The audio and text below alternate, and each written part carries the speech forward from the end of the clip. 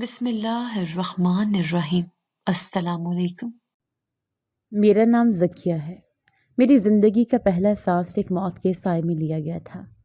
کہتے ہیں میں جب پیدا ہوئی تو میری ماں نے آخری سانس لیا۔ میں ماں کی گود میں پلنے سے پہلے ہی اس کی آغوش سے محروم ہو گئی۔ بچپن میں کبھی یہ بات سمجھ نہیں آئی، بس اتنا یاد ہے کہ سب مجھے بہت ترس کھا کر دیکھتے تھے۔ میرے ابا میرے سب کچھ تھے، وہ میرے لیے ماں بھی تھے، باپ بھی، دوست بھی۔ ہم دونوں کے بیچ کوئی نہیں تھا۔ شام کو کام سے آتے تو مجھے گود میں بٹھا کر کہانیاں سناتے۔ کبھی میری آنکھیں بند ہونے لگتیں تو وہ میرے ماتھے پر بوسہ دے کر کہتے، زکیہ میری شہزادی، تو کبھی اکیلی نہیں ہوگی۔ ان کے لفظ دل میں گہرائی تک اترتے تھے۔ مجھے ان پر یقین تھا، لیکن شاید زندگی وعدوں کو نبھانے کی مہلت ہمیشہ نہیں دیتی۔ میں 16 سال کی تھی، بالکل نادان، جب ایک دن ابا اچانک خاموش ہو گئے۔ وہ تو سوئے تھے پر جاگے نہیں، نہ آواز دی نہ کوئی نصیحت چھوڑی، بس چلے گئے۔ اس دن کے بعد میری دنیا جیسے ساکت ہو گئی۔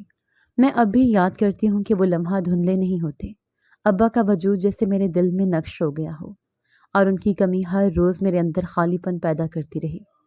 ان کے جنازے کے بعد سب لوگ واپس اپنے گھروں کو چلے گئے، اور میں وہیں رک گئی۔ وہی چھوٹا سا گھر جہاں کبھی ہنسی کی آوازیں گونجتی تھیں، اب صرف خاموشی تھی۔ کچھ دنوں تک محلے کی خالہ میرے پاس آتی رہی، لیکن آخرکار میرے چچا اور رشتہ داروں نے فیصلہ کیا کہ مجھے خالہ کے پاس بھیج دیا جائے۔ خالہ نے مجھے اپنی بیٹیوں جیسا کہا، لیکن خالو ان کی آنکھوں میں کبھی شفقت نہیں دیکھی۔ وہ میرے وجود سے خفا رہتے۔ ان کی نظریں کبھی سوال کرتی، کبھی الزام دیتی۔ ان کے گھر میں ایک بے نام سا بوجھ بن گئی تھی۔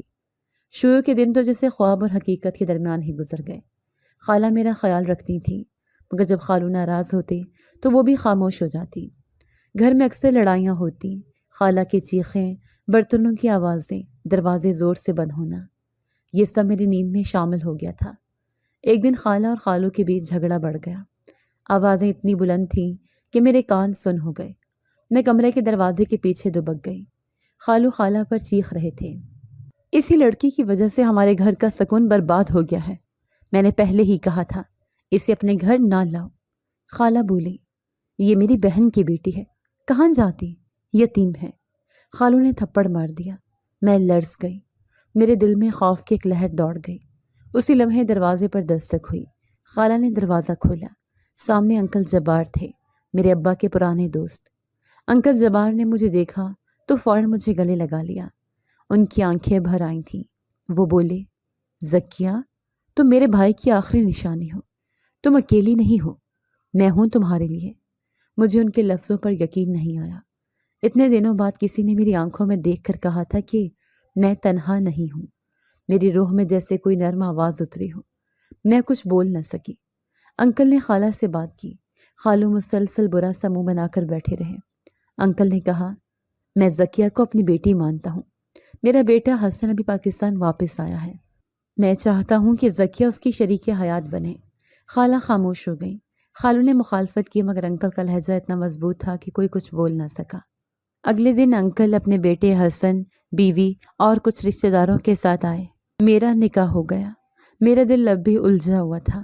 میں سہمے سہمے حیرانی میں لپٹی وہ سب کچھ دیکھ رہی تھی جو میرے لیے فیصلہ کیا جا رہا تھا۔ میرا دل دھڑک رہا تھا، جیسے پوچھ رہا ہو یہ کیسا نیا سفر ہے۔ شاید قسمت نے میرے لیے ایک اور راستہ چن لیا تھا، لیکن میں ابھی نہیں جانتی تھی کہ وہ راستہ کس ویرانے کی طرف لے جانے والا ہے۔ انکل نے اگلے ہی دن نکاح کا فیصلہ کیا۔ خالہ نے مجھے کپڑے لا کر دیے۔ بولی، بیٹی جو ہو رہا ہے بہتر ہی ہوگا تمہارے لیے، کم از کم اپنی چھت تو مل جائے گی۔ میں نے خاموشی سے سر ہلا دیا۔ میرے پاس اختیار نام کی کوئی چیز باقی نہ رہی تھی۔ 2 دن بعد ایک خاموش سی تقریب ہوئی۔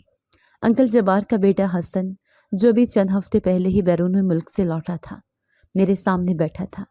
ہم دونوں کے بیچ ایک اجنبی سا فاصلہ تھا، جسے نہ وہ مٹانے کی کوشش کر رہا تھا نہ میں۔ قاری صاحب نے نکاح پڑھایا۔ سب نے مبارک ہو کہا، مگر حسن کی طرف سے کوئی مسکراہٹ نہیں آئی۔ نکاح کے بعد جب میں ان کے گھر پہنچی تو پہلی بار میری ساس سے ملاقات ہوئی۔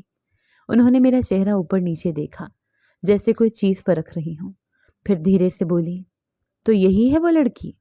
انکل جوار نے نرمی سے جواب دیا، ہاں یہی ہے زکیہ، میری ذمہ داری۔ ساس نے کچھ نہ کہا، بس رخ موڑ کر اندر چلی گئی۔ ان کے پیچھے جاتے ہوئے انکل نے پلٹ کر مجھے ایک بار دیکھا، جیسے کہنا چاہتے ہوں حوصلہ رکھنا، اور میں نے سر جھکا لیا۔ پہلے دن ہی مجھے یہ احساس ہو گیا تھا کہ یہاں پر دروازہ میرے لیے بند ہے، سوائے انکل جبار کے کمرے کے، جنہوں نے میرے لیے ایک الگ کمرہ بنوا لیا تھا۔ رات کو جب سب اپنے اپنے کمرے میں تھے، حسن چپ چاپ میرے کمرے میں آیا۔ اس کے چہرے پر کوئی جذبات نہیں تھے۔ اس نے کہا، یہ سب میرے اختیار کے بغیر ہوا ہے، صرف ابا کی ضد تھی۔ میں نے نظریں جھکا کر صرف اتنا کہا، مجھے معلوم ہے۔ وہ پلٹ کر چلا گیا۔ دروازہ دھیرے سے بند ہوا اور میں نے سوچا شاید اس دروازے کے ساتھ ہی ہمارے بیچ کی سچائی بھی بند ہو گئی ہے۔ اگلے دن ناشتے پر میں نے ساس کے پاس بیٹھنے کی کوشش کی تو انہوں نے پلیٹ ہٹا کر کہا، تم اپنا ناشتہ اپنے کمرے میں لے جایا کرو، مجھے نیند خراب نہیں کرو۔ مجھے کچھ کہنے کی ضرورت ہی نہ تھی، وہی خاموشی میری عادت بن گئی۔ ایک دن انکل نے مجھے اپنے ساتھ بازار لے جانے کو کہا۔ راستے بھر وہ میری ماں کی باتیں کرتے رہے۔ تمہاری ماں بہت حوصلے والی عورت تھی، وہ ہوتی تو تمہارے لیے کچھ اور سوچتی۔ میں نے کہا، اگر وہ زندہ ہوتی تو شاید میں یہ سب سہنے کے قابل نہ ہوتی۔ انکل چپ ہو گئے۔ گھر واپس آئے تو حسن کے کمرے سے تیز آوازیں آ رہی تھی۔ وہ اپنی ماں سے بحث کر رہا تھا۔ یہ سب ابا کی مرضی تھی، میں نے تو کبھی کہا بھی نہیں، پھر آپ مجھے کیوں کوس رہی ہیں؟ ساس کی آواز بلند ہوئی، اس لیے کہ وہ لڑکی تمہارے قابل نہیں، تمہاری شادی تو تمہارے ماموں کی بیٹی سے طے تھی، یہ سب کچھ برباد کر دی اس انجان پر آ کر۔ میں دروازے کے پیچھے سے ہٹ گئی، دل چاہا بھاگ جاؤں وہاں سے، مگر کہاں۔ شام کو حسن پھر میرے کمرے میں آیا۔ اس بار اس کی آنکھوں میں کچھ نرمیاں تھیں، شاید وہ بحث نے تھکا دیا تھا یا شاید میری خاموشی نے۔ تم کچھ بولتی نہیں ہو، کچھ کہنا چاہو تو کہہ سکتی ہو۔ میں نے صرف اتنا کہا، میں بولوں گی تو شاید آپ کو اور الجھن ہو۔ اس نے غور سے مجھے دیکھا، پھر بولا، تم خوبصورت ہو، شاید اسی لیے ابا نے تمہیں چنا۔ میں نے ہلکی سی مسکراہٹ دبائی۔ یہ پہلا جملہ تھا جس میں مجھے اپنے موجودگی کا کوئی مثبت حوالہ ملا تھا، چاہے وہ خوبصورتی ہی کیوں نہ ہو۔ انکل جبار کی زندگی جیسے ہمارے لیے ایک چھت تھی، ان کے ہوتے سب خاموش شکایتیں دب جاتی تھیں، لیکن وہ چھت اچانک گر گئی۔ صبح کا وقت تھا، میں ناشتہ بنا رہی تھی کہ باہر شور سنائی دیا۔ دروازہ کھول کر دیکھا تو ملازمہ بھاگتی ہوئی اندر آئی۔ اس کے منہ سے بس ایک جملہ نکلا، صاحب کو سانس نہیں آ رہا۔ سب کچھ رک گیا۔ حسن اور ساس بھاگے، میں پیچھے پیچھے۔ انکل جبار صوفے پر گرے ہوئے تھے، ان کا چہرہ زرد ہو چکا تھا۔ اسپتال لے جانے کی کوشش کی لیکن وہ جانے کب جا چکے تھے۔ ڈاکٹروں نے صرف رسمی اعلان کیا، ہارٹ اٹیک تھا، موقع پر ہی انتقال ہو گیا۔ وہ لمحہ ایسا تھا جیسے گھر سے روشنی کا آخری چراغ بجھ گیا ہو۔ چند دن بعد جب تعزیت کرنے والے چلے گئے اور گھر پھر سے سناٹے میں ڈوبا، تب ساس کی نظریں بدل گئیں۔ وہ ایک دن میرے کمرے میں آئیں، دروازہ زور سے کھولا اور بولی، جب سے یہ منحوس گھر میں آئی ہے کوئی دن چین کا نہیں دیکھا۔ میں کچھ بول بھی نہ سکی، بس ان کی آنکھوں میں عجیب وحشت تھی، جیسے میں کوئی سایہ ہوں۔ حسن نے پہلے تو کچھ نہ کہا، وہ خود صدمے میں تھا، لیکن پھر کاروبار میں مسائل آنے لگے۔ انکل کے بعد حسن نے فیکٹری سنبھالنے کی کوشش کی، لیکن ہر دن کوئی نہ کوئی مسئلہ، کہیں کچے مال کی قلت، کہیں مزدوروں کی ہڑتال، کہیں آرڈر کینسل۔ ایک دن وہ غصے سے گھر آیا، دروازہ زور سے بند کیا، سیدھا کمرے میں آیا اور بولا، پتہ نہیں کیا چل رہا ہے، ہر طرف نقصان ہی نقصان۔ میں نے کہا، کیا میں کچھ مدد کر سکتی ہوں؟ اس نے مجھے گھور کر دیکھا، تم کیا سمجھو گی کاروبار کو؟ بس دعا کرو کہ سب ٹھیک ہو۔ شاید وہ غصے میں تھا لیکن اس کے الفاظ میرے اندر تیر کی طرح اتر گئے۔ شام کو جب میں کچن میں کام کر رہی تھی، ساس اپنی بیٹی کے ساتھ بیٹھی تھی۔ میں نے سن لیا جب وہ بولی، بس اللہ بچائے اب اس لڑکی کی نحوست سے، پہلے شوہر، اب باپ، اب کاروبار، سب کچھ کھا گئی۔ نند نے بھی ہاں میں ہاں ملائے۔ امی، آپ نے پہلے ہی کہا تھا، لیکن انکل کو کون روک سکتا تھا؟ ساس کی آواز تھوڑی اور بلند ہوئی، یہ تو آئی اور ہماری زندگی اجڑ گئی، پتہ نہیں اب کیا باقی رہ گیا جو یہ برباد کرے گی۔ میں چپ چاپ اپنے آنسو صاف کر کے واپس کمرے میں چلی گئی۔ حسن سے کچھ کہنا بے فائدہ تھا، کیونکہ اس کے چہرے پر بھی اب شکوے لکھے جا رہے تھے۔ ایک دن جب حسن فیکٹری سے لوٹا تو ساس نے اسے روک کر کہا، بیٹا تم اس سے الگ ہو جاؤ، یہ لڑکی تو تمہارے لیے بدقسمتی لے کر آئی ہے۔ حسن نے غصے سے ہاتھ جھٹکا، امی پلیز، ابا کی بات سب کچھ میرے سر پر ہے، مجھے کام کرنے دے۔ ساس خاموش ہو گئی، لیکن ان کے چہرے پر ایک ایسی خاموشی تھی جو طوفان سے پہلے کی ہوتی ہے۔ کچھ دن بعد جب میں نے کھانے کی میز پر چاول رکھے، ساس نے پلیٹ الٹ دی۔ یہ چاول ہے؟ نمک کا ڈھیر ہے۔ کچھ سیکھا بھی ہے زندگی میں یا بس خوبصورتی پر ہی ناز ہے؟ حسن وہیں بیٹھا تھا۔ اس نے ایک نظر مجھے دیکھا لیکن کچھ نہ بولا، بس پانی کا گلاس اٹھا کر پینے لگا۔ گھر کا ماحول اب ہر دن مزید بوجھل ہوتا جا رہا تھا۔ حسن کی آنکھوں میں وہ نرمی نہیں رہ گئی تھی جو پہلے کبھی کبھار نظر آتی تھی۔ ساس کا انداز پہلے ہی تند و تلخ تھا، لیکن اب جیسے ہر وقت موقع تلاش کرتی تھیں کہ مجھ پر کچھ پھینک سکیں۔ کبھی الفاظ، کبھی الزام، کبھی نظر۔ میں بس اپنے کمرے کی دیواروں کو دیکھتی جنہوں نے میرے سارے آنسو خاموشی سے جذب کر لیے تھے۔ حسن دن بھر فیکٹری میں رہتا لیکن شام کو آ کر کوئی بات نہیں کرتا۔ میں کھانا بنا کر رکھ دیتی، وہ کھا لیتا، کبھی بغیر کچھ کہے کبھی ایک جملہ بول دیتا، نمک تیز ہے۔ ایک شام میں کچن میں تھی کہ حسن کا فون میز پر پڑا بجنے لگا۔ اسکرین پر ایک اجنبی نمبر اور ساتھ ایک لڑکی کا نام تھا، اینی۔ فون بار بار بجتا رہا۔ میں نے سوچا شاید کوئی ضروری بات ہو، ہچکچاتے ہوئے فون اٹھایا۔ ہیلو، سامنے سے ایک نازک سی آواز آئی۔ حسن، تم آج نہیں آ رہے؟ میں کب سے ویٹ کر رہی ہوں۔ میں جیسے پتھر کی ہو گئی، صرف اتنا بولی، یہ کون؟ دوسری طرف خاموشی ہوئی، پھر کال کٹ گئی۔ میں نے فون نیچے رکھا ہی تھا کہ حسن کمرے میں آ گیا۔ اس نے میرے ہاتھ میں فون دیکھا، پھر چہرہ بدلا۔ تم نے میرا فون کیوں چھیڑا؟ کال آ رہی تھی، میں نے بس اٹھایا۔ اس نے زور سے میرا بازو پکڑا۔ تم کون ہوتی ہو میرے فون پر بات کرنے والی؟ میں نے بس کال اٹھائی تھی۔ اس نے اتنی زور سے مجھے دھکا دیا کہ میں پیچھے جا کر دیوار سے لگی۔ اگلے لمحے اس کا ہاتھ میرے چہرے پر پڑا۔ اپنے حدود میں رہو ذکیہ، میں تمہیں برداشت کر رہا ہوں، لیکن یہ حرکتیں نہ کرو۔ میں وہیں بیٹھ گئی، چہرے پر ہاتھ رکھ کر۔ آنکھوں سے آنسو بہنے لگے، مگر اب کسی کے لیے کچھ کہنا باقی نہ رہا تھا۔ حسن باہر نکل گیا، دروازہ زور سے بند کر کے۔ اگلی صبح ساس آئی، میرے چہرے کی سوجن دیکھ کر ہنکارا مارا۔ ہاں، آخر کار حسن نے سمجھا کہ تمہیں کیسے قابو میں رکھنا ہے۔ امی، میں نے کچھ غلط نہیں کیا تھا۔ امی، میں نے کچھ غلط نہیں کیا تھا، بس اب شکایت نہ کرو۔ ہم نے تم پر احسان کیا ہے، یہ بات یاد رکھو۔ میں خاموش ہو گئی، اب کسی وضاحت کا فائدہ نہیں تھا۔ اسی دن جب میں کپڑے دھو رہی تھی، ساس نے مہمان خانے سے آواز دی، ذکیہ، یہاں آؤ۔ میں گئی تو وہاں 2 عورتیں بیٹھی تھیں، شاید رشتے دار۔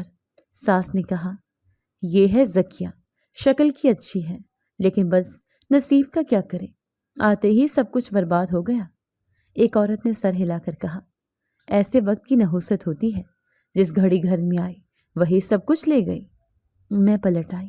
اب میرے بارے میں سب کی رائے ایک جیسی ہوتی جا رہی تھی، خاموش، منحوس اور قابل الزام۔ رات کو حسن آیا، میں نے دروازہ کھولا، وہ سیدھا اندر گیا، جوتے زور سے فرش پر پھینکے۔ میں نے کھانا لگایا، اس نے پلیٹ کو ہاتھ بھی نہ لگایا۔ بولا، مجھے بھوک نہیں، کچھ تو کھا لیں، صبح سے کچھ نہیں کھایا آپ نے۔ ذکیہ، تم میری ماں نہیں ہو، بار بار مت ٹوکا کرو۔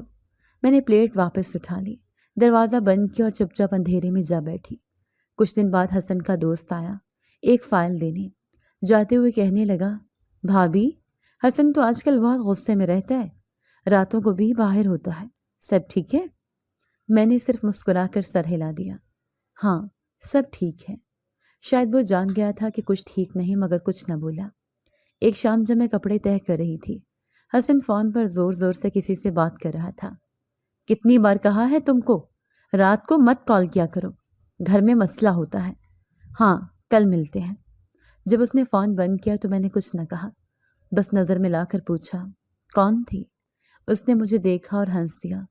کیوں، تفتیش شروع کر دی تم نے؟ نہیں، بس پوچھا۔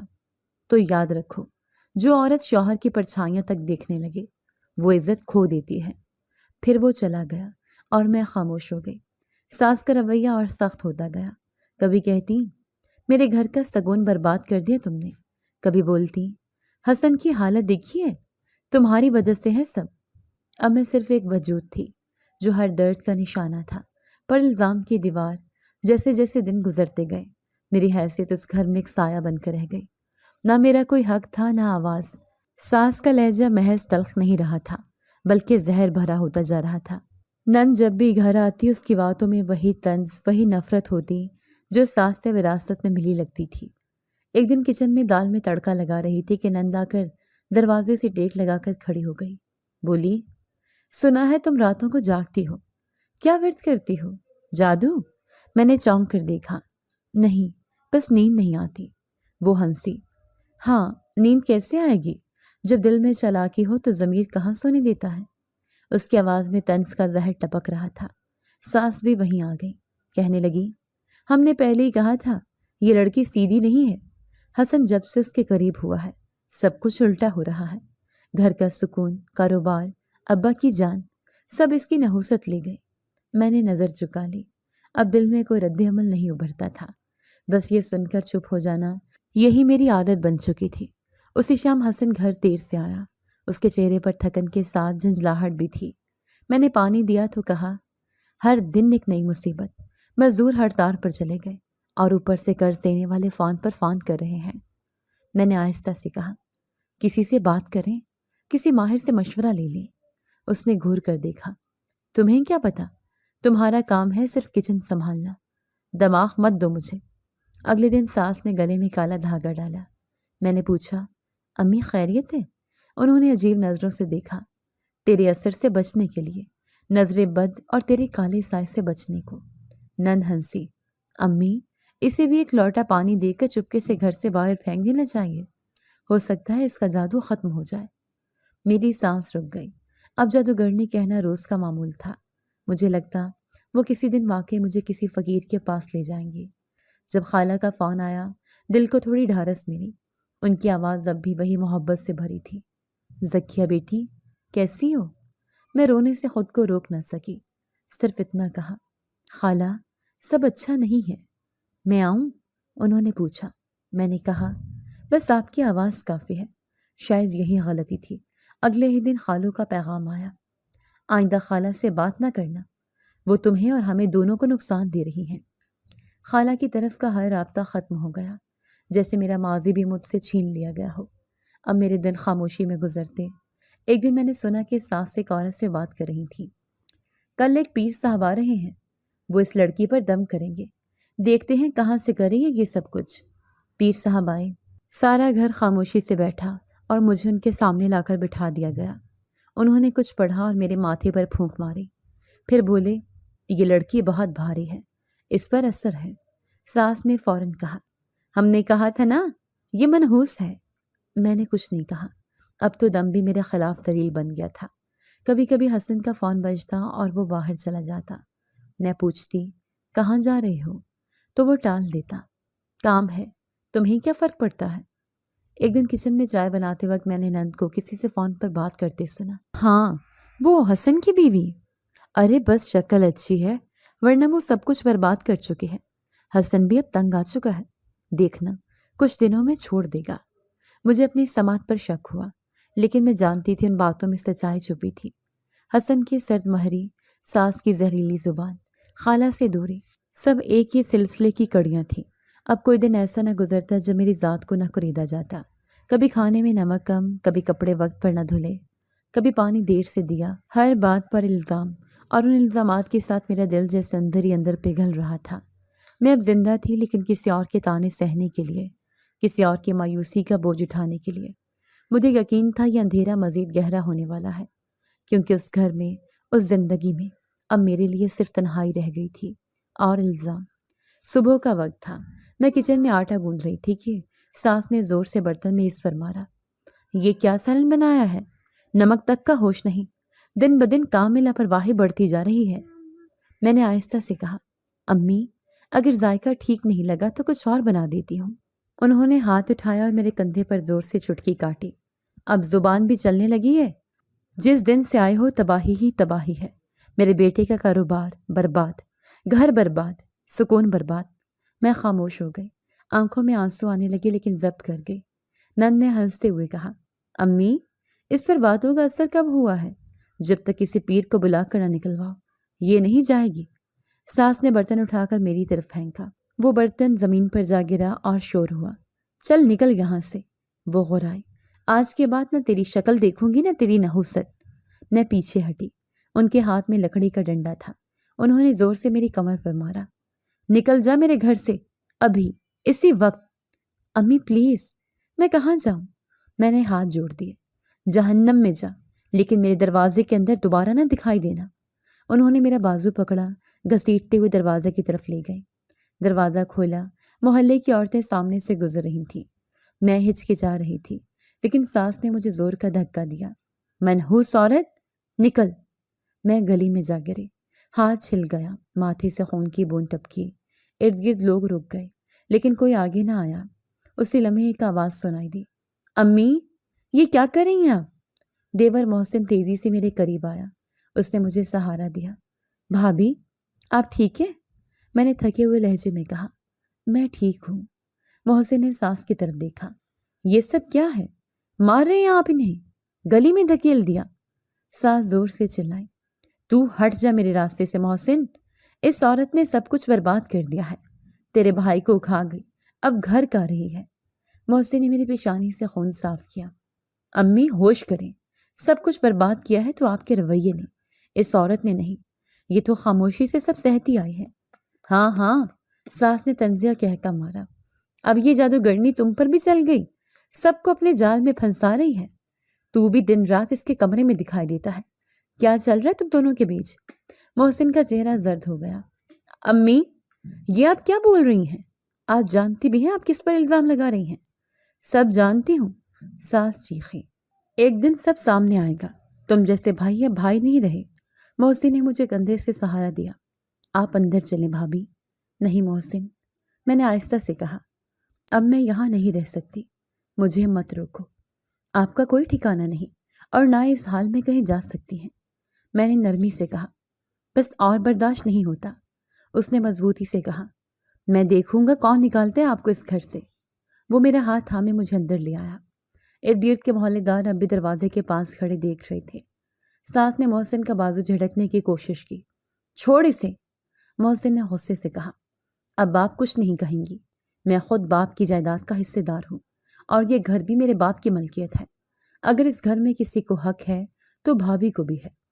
ساس غصے سے چپ ہو گئی۔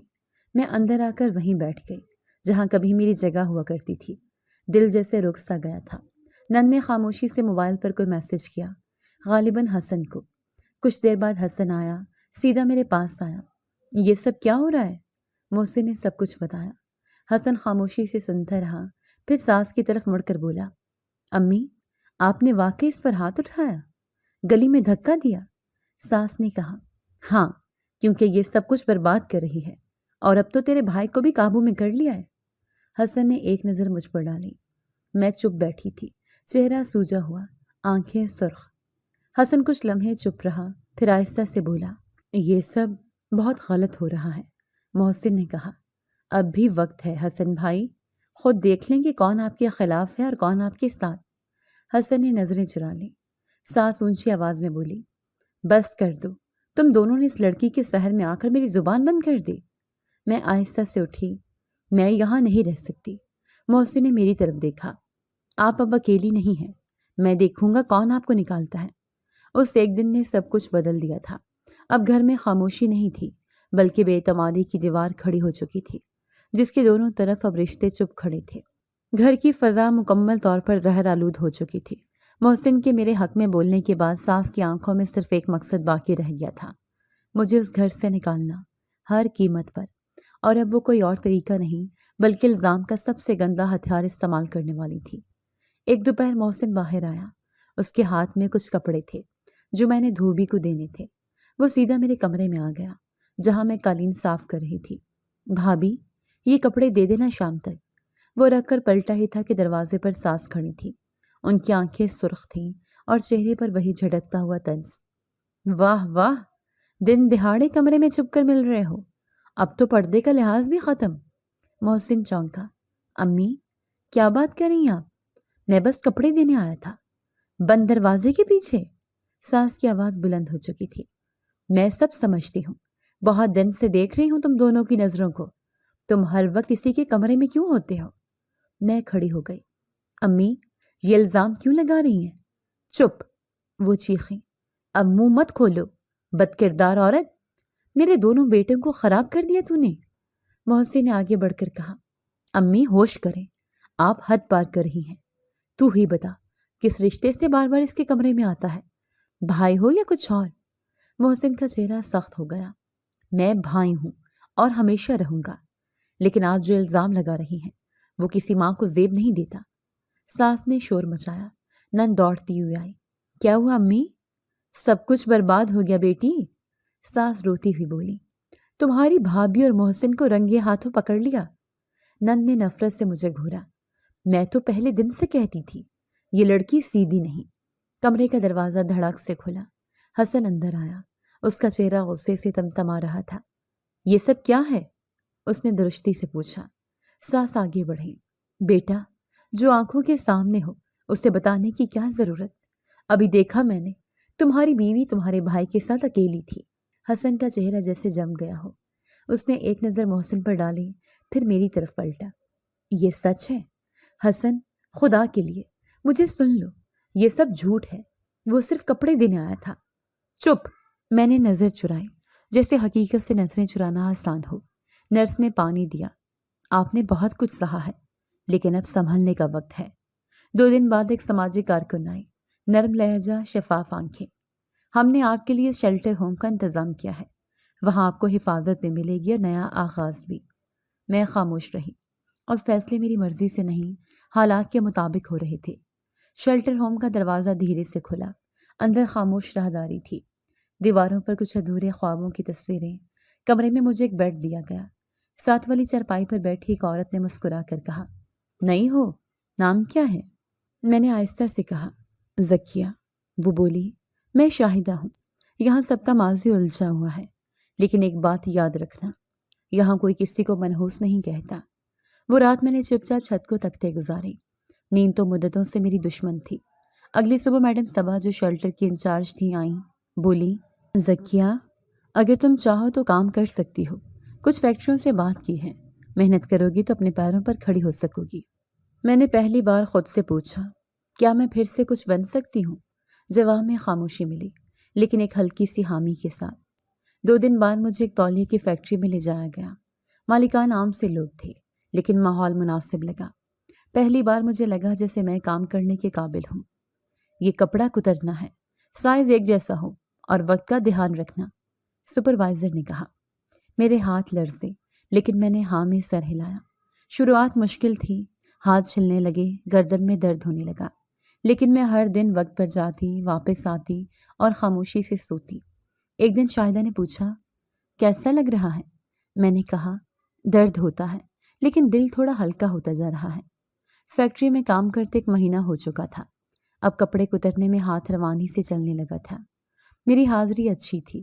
سپروائزر نے کہا، تم محنتی ہو، شاید کچھ دن بعد اگلے سیکشن میں لگا دیں۔ یہ سن کر دل میں عجیب سا احساس جاگا، جیسے میں کچھ بننے جا رہی ہوں۔ شیلٹر ہوم کی زندگی الگ تھی۔ وہاں سب عورتیں مختلف کہانیاں تھیں، لیکن ہر چہرے پر ایک مشترکہ درد تھا۔ میں کسی سے زیادہ بات نہ کرتی، بس سب کو سلام کرتی اور اپنے کام میں لگی رہتی۔ ایک دن فیکٹری میں کام کے بعد ایک لفافہ ہاتھ میں دیا گیا۔ سپروائزر نے کہا، مالک نے دیا ہے، کچھ خاص پیغام ہے۔ میں نے لفافہ کھولا۔ اندر ایک مختصر سا نوٹ تھا، زکیہ، تم میں کچھ خاص ہے، تم جیسی عورتوں کو عزت ملنی چاہیے، ترس نہیں۔ میں تم سے نکاح کرنا چاہتا ہوں، یہ میرا وعدہ ہے کہ تمہیں ہمیشہ عزت دوں گا، مالک۔ میری آنکھوں میں بے یقینی تھی، دل میں غصہ ابھرا۔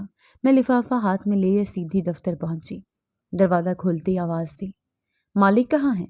جواب میں کرسی گھومی، سامنے محسن بیٹھا تھا۔ چند لمحے ہر شے رک گئی۔ تم؟ محسن نے اٹھ کر کہا، بیٹھو زکیہ، یہ سب کیا ہے؟ تم فیکٹری کے مالک ہو، یہ نوٹ تم نے دیا؟ اس نے ہلکی سی مسکراہٹ کے ساتھ کہا، ہاں، 2 ہفتے پہلے میں نے فیکٹری خریدی، تمہیں پتہ بھی نہ چلا۔ اور یہ سب نکاح کی بات؟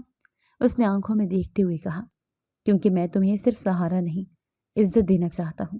جس دن تمہیں گھر سے نکالا گیا تھا، میں بھی اس دن وہی دروازہ چھوڑ آیا تھا۔ میری آواز کانپ رہی تھی، محسن، میرے اندر اب کسی پر یقین باقی نہیں، صرف ایک موقع دو، صرف ایک، تاکہ دنیا کو پتہ چلے کہ تم بے سہارا نہیں ہو۔ میں خاموش ہو گئی۔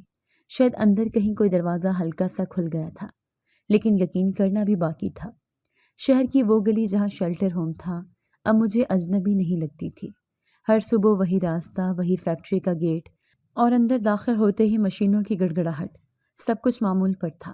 مگر اس دن جب گیٹ پر ایک نیا بورڈ لگا دیکھا، دل دھک سے رہ گیا۔ نیا انتظام، ملک اینڈ سنس۔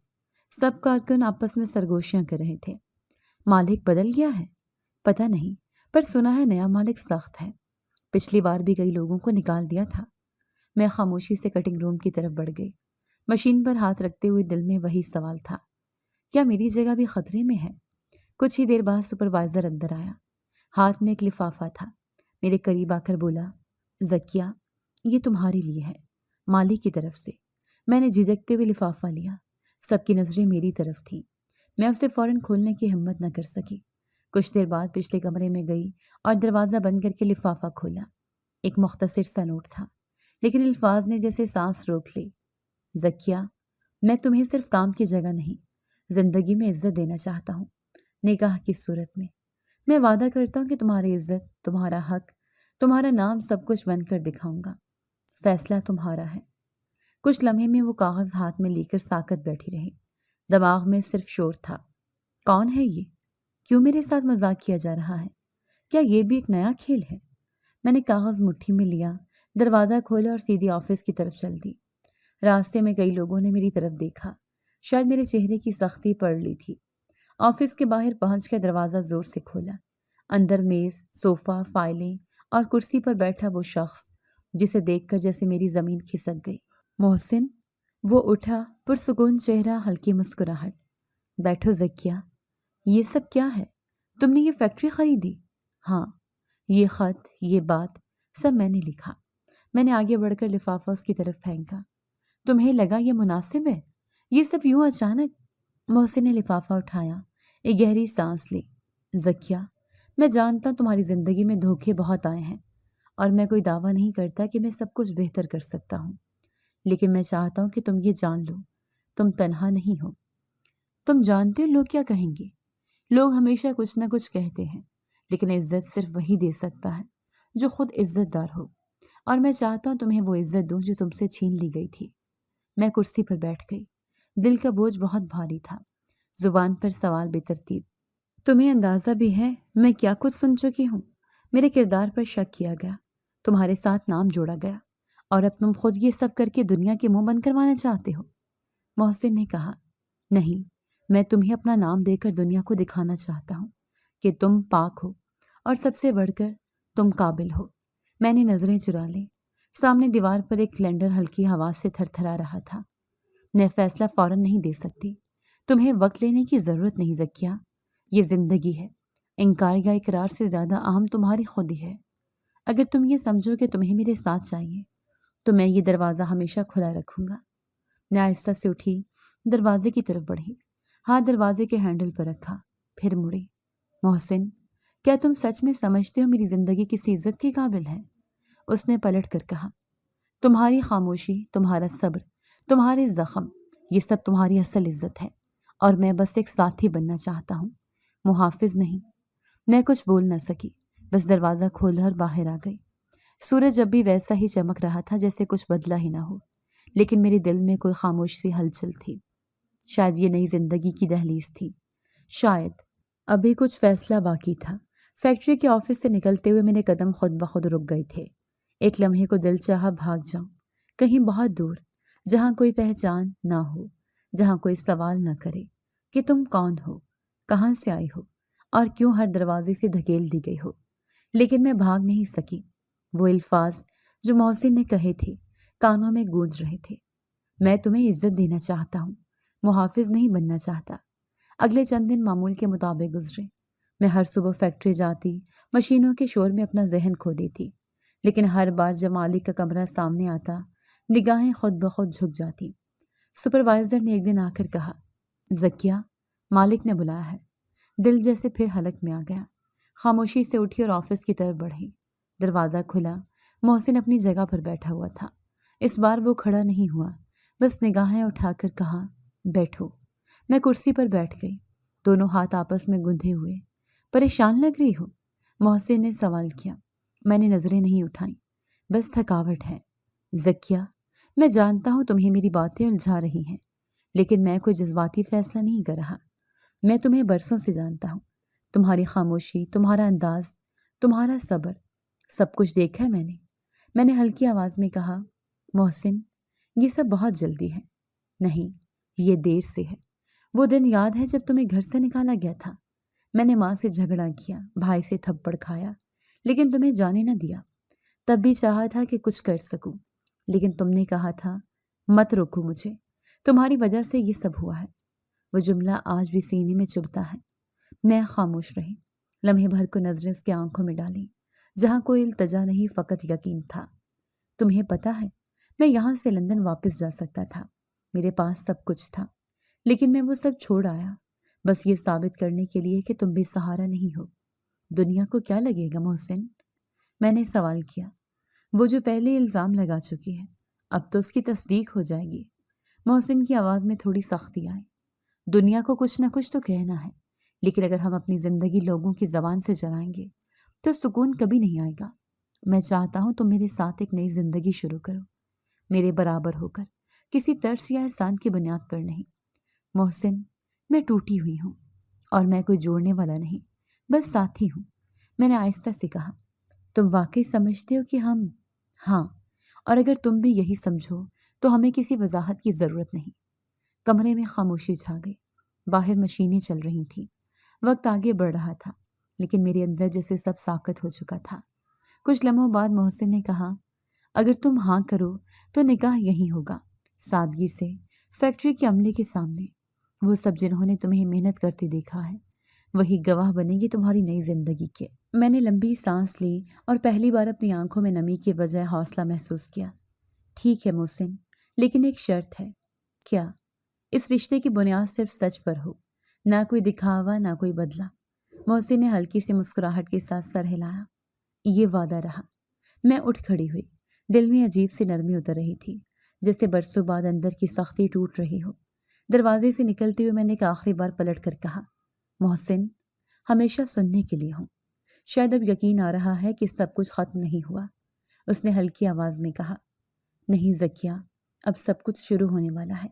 یہ وہ لمحہ تھا جب پہلی بار میں نے اپنی زندگی کو اپنے فیصلے سے آگے بڑھتے دیکھا، اور شاید یہ میرا پہلا قدم تھا کسی اپنی زندگی کی طرف۔ نکاح سادگی سے ہوا، فیکٹری کے کمرشل ہال میں چند کرسیاں، ایک سفید چادر، 2 گواہ، ایک قاری صاحب اور کچھ آنکھیں جو برسوں کی تھکی ہوئی تھی، مگر اس دن کچھ امید سے جگمگا رہی تھی۔ محسن نے نکاح کے بعد ہاتھ جوڑ کر سب ملازمین کا شکریہ ادا کیا۔ میں خاموش بیٹھی تھی، میرے ہاتھوں پر مہندی نہیں تھی، نہ ماتھے پر جھومر، لیکن میرے دل میں ایک سکون ضرور اتر رہا تھا۔ نکاح کے اگلے روز فیکٹری کے آفس کے بجائے محسن مجھے شہر سے باہر ایک سادہ مگر خوبصورت گھر لے گیا۔ گاڑی رکی تو سامنے سفید دیواروں پر نیلے کھڑکیوں والا چھوٹا بنگلہ نظر آیا۔ یہ گھر کیسا لگا؟ محسن نے پوچھا۔ میں نے حیرت سے دروازہ دیکھا۔ یہ تمہارا ہے؟ محسن نے کہا، نہیں، یہ تمہارا ہے۔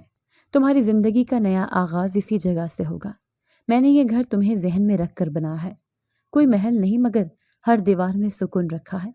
گھر میں داخل ہوئی تو خالی کمروں میں خوشبو تھی، ایک کمرہ مطالعے کے لیے، ایک چھوٹا سا لان، اور چھت پر بیٹھنے کے لیے لکڑی کی کرسیوں کا جوڑا۔ یہ سب تم نے میرے لیے سوچا؟ میں نے کہا۔ محسن نے کہا، کیونکہ میں جانتا ہوں تمہیں شور نہیں، سکون چاہیے۔ ہم دونوں نے وہ رات اسی گھر میں گزاری، چھت پر بیٹھ کر چائے پی، پرانی باتوں پر ہلکی مسکراہٹیں آئیں، اور خاموشی ہماری سب سے بڑی گفتگو بنی۔ کچھ دن بعد میں نے فیکٹری جانا بند کر دیا۔ محسن چاہتا تھا میں آرام کروں، خود کو وقت دوں۔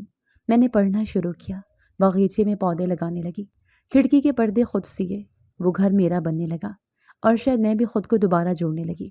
ایک شام ہم دونوں لان میں بیٹھے تھے کہ محسن نے کہا، زکیہ، تم نے کبھی لکھنا سوچا؟ کیا؟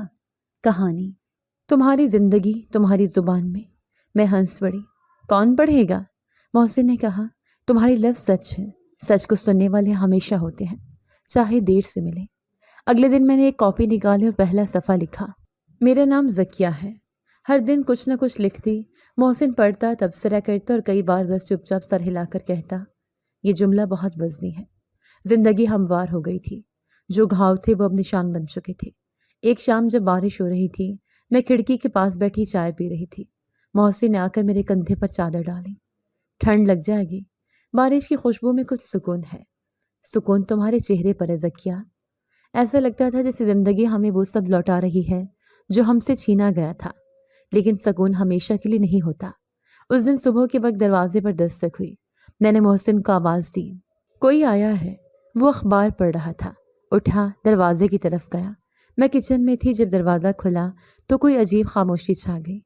کون ہے؟ میں نے زور سے پوچھا۔ محسن کی آواز آئی، ذکیہ تم ادھر آؤ۔ میں باہر نکلی۔ دروازے پر ایک عورت کھڑی تھی، سر پر میلی چادر، پاؤں ننگے، ہاتھ میں ایک پلاسٹک کا تھیلا۔ اللہ کے نام پر کچھ دے دو بیٹا۔ میں نے جیسے اس کے چہرے کی طرف دیکھا، قدم رک گئے، آنکھیں پھٹ گئیں اور زبان پر جیسے سکت نہ رہی۔ یہ ساس؟ محسن نے آہستہ سے کہا۔ ہاں وہی ہے۔ میں قریب گئی، میرے قدم لرز رہے تھے۔ اس نے مجھے دیکھ کر پہچاننے کی کوشش کی، پھر تھوڑی دیر میں چونک کر بولی، ذکیہ؟ میں خاموش رہی۔ اس کے چہرے پر گرز، بال بکھرے، آنکھوں میں بھوک تھی۔ بیٹی مجھے معاف کر دے، میں نے تیرے ساتھ برا کیا۔ آج میرے پاس کچھ نہیں بچا۔ حسن جیل میں ہے، وہی لڑکی جس کے لیے میں نے تجھے برا کہا، وہی اس کے ساتھ فراڈ کر کے فرار ہو گئی۔ محسن نے کچھ کہنے کی کوشش کی، لیکن میں نے ہاتھ اٹھا کر روکا۔ آنکھوں میں دیکھتے ہوئے میں نے کہا، آپ کو اندر آنے کی اجازت ہے، اگر دل سے معافی مانگے۔ اس نے قدم پیچھے کیے۔ میں گنہگار ہوں بیٹی، مجھے کچھ نہیں چاہیے، بس معافی۔ محسن نے دروازہ کھولا۔ ماں آئیں، جو کچھ آپ نے کھویا وہ آپ کی سزا تھی، لیکن ذکیہ آپ کو معاف کر چکی ہے۔ میں نے چادر آگے بڑھائی۔ یہ اوڑھ لیں، بارش ہے، ٹھنڈ لگ جائے گی۔ اس کے آنسو تھمے نہیں، اور میں جانتی تھی یہی وہ لمحہ تھا جب ہم نے ان زخموں کو بند کر دیا تھا جو برسوں سے رستے چلے آ رہے تھے۔ دروازے کے سامنے وہ عورت کھڑی تھی جو کبھی میری ساس کہلاتی تھی، جس کی آواز میرے خوابوں میں گونجتی تھی اور جس کے لفظ میرے اندر برسوں تک کانٹے بن کر چبھتے رہے۔ اب وہ عورت میلی چادر میں لپٹی، بکھرے بالوں کے ساتھ میرے سامنے ہاتھ پھیلائے کھڑی تھی۔ ذکیہ، پہچانا مجھے؟ میں چند لمحے ساکت رہی۔ محسن نے میرے کندھے پر ہاتھ رکھا، آہستہ سے بولا، یہ وقت ہے ذکیہ، فیصلہ تمہارے ہاتھ میں ہے۔ میں نے اس کی طرف دیکھا۔ وہ زمین پر بیٹھ گئی، آواز میں شکست تھی، آنکھوں میں پچھتاوا۔ بیٹی اب کہنے کو کچھ نہیں بچا۔ حسن جیل میں ہے، وہ لڑکی جس کے لیے میں نے تجھے نکالا، اسی نے ہمیں لوٹا۔ میرے پیچھے اب کوئی نہیں، داماد نے گھر سے نکال دیا۔ میں کئی دن سے سڑکوں پر ہوں، آج تیری گلی کا پتہ ملا تو ہمت کی۔ میرے سامنے وہ عورت بیٹھی تھی جو کبھی میرے لیے عزت چھیننے والی تھی اور آج خود عزت مانگنے آئی تھی۔ میں نے خاموشی سے کہا، آپ کو یاد ہے جب آپ نے مجھے دروازے سے دھکا دیا تھا؟ تب بھی بارش ہو رہی تھی۔ وہ چپ رہی، شاید اسے یاد تھا۔ آپ نے کہا تھا میں منحوس ہوں، میں سب کچھ کھا گئی۔ آج کیا بچا آپ کے پاس؟ کچھ نہیں بیٹی، بس دل میں ایک بوجھ ہے۔ میں نے بہت ظلم کیا، محسن کو بھی برا بھلا کہا، اور تم پر جو الزام لگایا اس کی معافی نہیں۔ محسن نے دروازہ پورا کھول دیا۔ امی اندر آ جائیں، ہم آپ سے بدلہ نہیں لیں گے۔ میں نے چادر اٹھا کر ان کے کندھے پر رکھی۔ یہ آپ کا گھر نہیں رہا، لیکن آپ کے لیے جگہ ہے۔ وہ میرے قدموں میں گر گئی۔ اللہ تم دونوں کو خوش رکھے۔ میں کچھ نہیں مانگتی، صرف سر چھپانے کی جگہ چاہیے۔ محسن نے ان کا ہاتھ تھاما۔ ماں، آج تمہیں پناہ دینے والے وہی لوگ ہیں جنہیں تم نے بے دخل کیا تھا، مگر یاد رکھو، عزت وہی دیتے ہیں جن کے دل میں نفرت کی جگہ خالی ہو۔ ہم نے انہیں سہارا دے کر اندر بٹھایا۔ میں نے پانی دیا، محسن نے گرم کپڑے نکالے۔ رات کو محسن لان میں میرے ساتھ بیٹھا، بولا، یہ وقت کی مار ہے ذکیہ، جنہوں نے تمہیں توڑا آج وہ خود بکھر چکے ہیں۔ میں نے کہا، اور جو بچ گئے انہوں نے معافی مانگ کر سب کچھ جیت لیا۔ تمہیں کیا لگتا ہے حسن کو جیل میں رہ کر عقل آئے گی؟ وہ عقل سے زیادہ ندامت کی سزا کاٹ رہا ہے محسن۔ اس کا غرور، اس کی بے وفائی، سب اس پر لوٹ آئے ہیں۔ 2 دن بعد ساس کو بخار ہو گیا۔ میں نے دوا دی، تیمارداری کی۔ وہ بار بار کہتی، تو واقعی منحوس نہیں تھی ذکیہ، ہم خود بدقسمت تھے جو تمہیں سمجھ نہ سکے۔ میں نے صرف اتنا کہا، بس سب سکون سے رہیں، ماضی کو ختم سمجھیں۔ محسن شام کو سبزی لے کر آیا اور وہ پہلی بار بولی، محسن، میں نے تم سے بہت برا سلوک کیا، تمہارے کردار پر شک کیا، پھر بھی تم نے میرا ساتھ نہیں چھوڑا۔ محسن نے کہا، ماں، جو رشتے خون سے بنے وہ غلطیوں سے ختم نہیں ہوتے، صرف وقت لیتے ہیں ٹھیک ہونے میں۔ ہم سب نے ایک دسترخوان پر کھانا کھایا۔ وہی عورت جو کبھی مجھے ہاتھ لگانے سے بھی منع کرتی تھی آج میرے ہاتھ کی بنی چائے پی رہی تھی۔ میں جانتی تھی معافی سے ماضی مٹ نہیں جاتا، لیکن نئی زندگی کا آغاز ضرور ہو سکتا ہے۔ ہفتہ بھر بعد محسن نے کہا، زکیہ، میں چاہتا ہوں تم اپنا وہ مسودہ مکمل کرو جو تم نے لکھنا شروع کیا تھا۔ وہ تمہاری کہانی نہیں، ہر اس عورت کی آواز ہے جو سچ کے ساتھ جینا چاہتی ہے۔ میں نے سر ہلایا۔ اس کہانی کا عنوان میں نے سوچ لیا ہے۔ محسن نے پوچھا، کیا؟ میں نے کہا، عزت والے ہی عزت دیتے ہیں۔ ہم دونوں مسکرا دیے۔ اسی شام میں نے پہلا صفحہ دوبارہ کھولا اور نیچے لکھا، یہ ان سب کے نام جو ٹوٹنے کے بعد جوڑنے کا حوصلہ رکھتے ہیں، اور ان کے لیے جو سمجھتے ہیں کہ طاقت صرف مارنے میں ہوتی ہے۔ دروازے پر لگی زنگ آلود گھنٹی اب خاموش تھی۔ گھر میں اب کوئی شور نہ تھا، صرف وہ سکون تھا جس کا وعدہ محسن نے نکاح کے وقت کیا تھا۔ اب ہم نے سب کو معاف کر دیا تھا، اور شاید خود کو بھی۔ عزت دینے والا ہمیشہ خود عزت دار ہوتا ہے، اور سچائی وقت کے ساتھ خود کو ثابت کر دیتی ہے۔